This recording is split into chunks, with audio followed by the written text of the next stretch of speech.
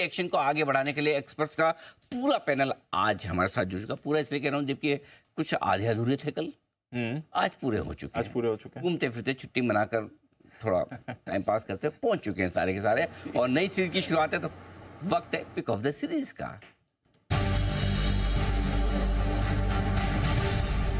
सचिन जी भी है तैयार। सुप्रभात सचिन जी, बताएं sir pick of the series. Good morning Anil ji, good morning Dipanshu and good morning to all the panelist. Anil ji, यहाँ पर सारे लोग दो दो ट्रेड्स यहाँ पर हाईलाइट करें तो मैं भी यहाँ पर दो ट्रेड्स हाईलाइट करना चाहूँगा। पहला तो है ऑटो में मुझे लग रहा है एक काफ़ी अच्छी तेज़ी टाटा मोटर्स की वजह से अनलॉक हुई है। एक consistent high top high bottom sequence Nifty auto में बरकरार है। मुझे लग रहा है यहाँ से जो मारुति में एक अच्छा कंसोलिडेशन हो रहा था पिछले 2 महीनों से, मुझे लग रहा है वो पर्टिकुलर कंसोलिडेशन काफ़ी मैच्योर हो चुका है एंड वापस एक अच्छी रैली बन सकती है 13,700 के आसपास। तो मुझे लग रहा है यहाँ पर मारुति में अगर डिक्लाइंस आते हैं तो खरीदारी करनी चाहिए। स्टॉप लॉस आपको 12,050 पे लगाना है on a weekly closing basis and target on the upside for this particular series would be around 13,700। जो सेकंड स्टॉक मेरे का रेडार पे रहा है वो है बीपीसीएल का।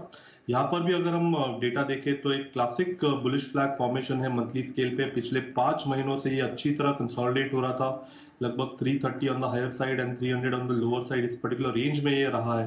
एंड पिछले हफ्ते से जिस तरीके से डेटा था, कहीं जाकर वो शॉर्ट कवरिंग के ही संकेत आ रहे थे। तो मुझे लगा यहाँ से शॉर्ट कवरिंग से लॉन्ग बिल्टअप्स की साइकिल अभी यहाँ से शुरुआत हो चुकी है। तो यहाँ पर इमीडिएट बेसिस पे मुझे लग रहा है 365 के आसपास का एक कॉन्फिडेंस स्विंग बनना चाहिए during this particular series.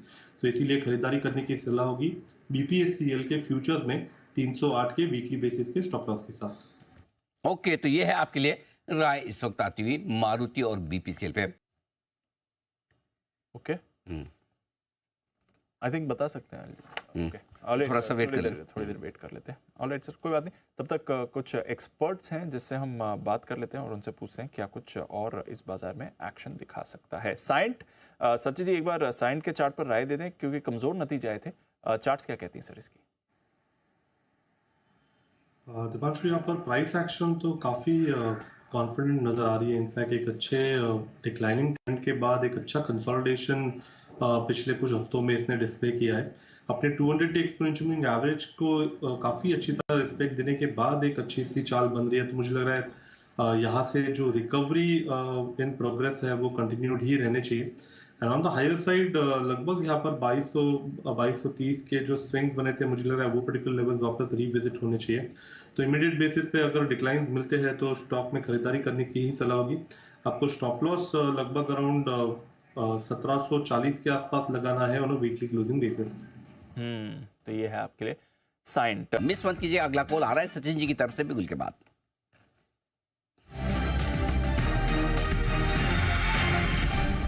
Sachin ji फरमाएं sir.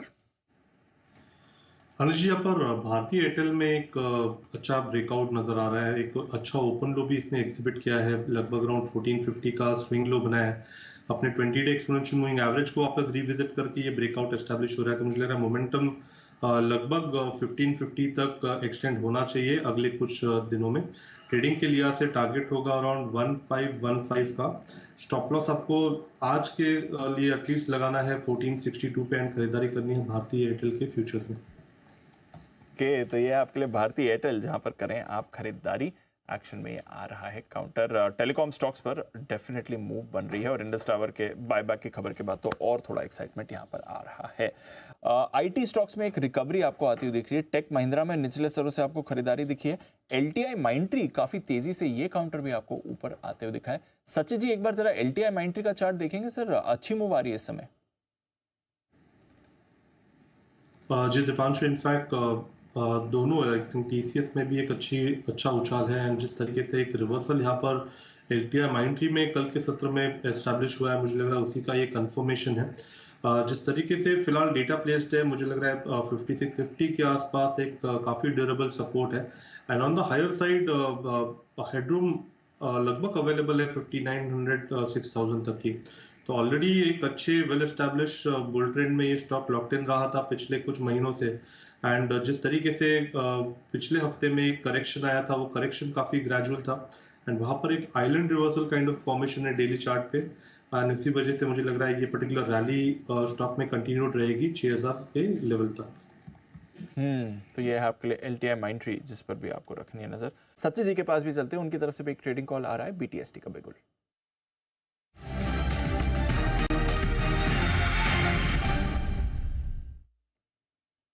बताएं सत्य जी।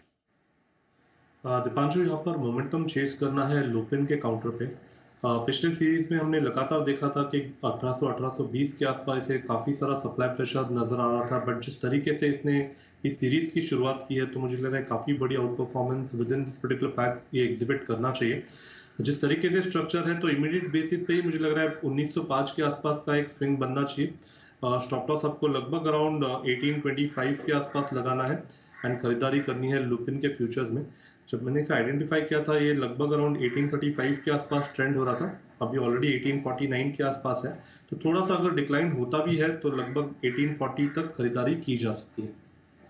ओके, तो ये है आपके लिए ल्यूपिन पर खरीदारी करने की राय। 1905 के टारगेट के लिए खरीदारी करें, स्टॉप लॉस 1825 पर लगा लेना रहेगा ठीक आपके लिए। सचिन जी, इससे भी लेते हैं 10 की कमाई, बताएं सर। जी, 10 की कमाई में खरीदारी करनी है SRF के फ्यूचर्स में एंड जिस तरीके से ओवरऑल स्ट्रक्चर है मुझे लग रहा है ट्रेडिंग के लिहाज से ही 2700 के आसपास का एक स्विंग बनेगा एंड अगर हम इसे पोर्टफोलियो में रखते हैं तो एक लॉन्ग ड्यू कंसोलिडेशन जो चल रहा है यहाँ पर लगभग 2 साल का, मुझे लग रहा है वो पर्टिकुलर कंसोलिडेशन जल्दी मैच्योर होगा। तो लॉन्ग टर्म टारगेट यहाँ पर होगा लगभग अराउंड 3015 का। स्टॉप लॉस काफी क्लियर है। जिस तरीके से ये एक्सपायरी की शुरुआत हुई है 2300 के आसपास एक इसने अच्छा बेस बनाया है, तो मुझे लग रहा है स्टॉप लॉस लगभग अराउंड 2330 के आसपास लगाना है on a weekly closing basis and खरीदारी करनी है SRF के काउंटर में। ओके, आइए बढ़ते हैं आगे। और आज हमारा साथ देने के लिए आज का सैल्यूट विशेष है। Yes sir. देश के प्रति हैं, देश के जवानों के प्रति है, और विशेषकर दीप कारगिल में जो करीबन 545 जवान इस लंबी लड़ाई में शहीद हुए थे, यस उनके लिए हमारा एक विशेष सैल्यूट बनता है हमारा पूरे देश का। तो आइए आप सब अपनी अपनी जगह पर खड़े हो जाएं, एक साथ हम कहेंगे जय हिंद।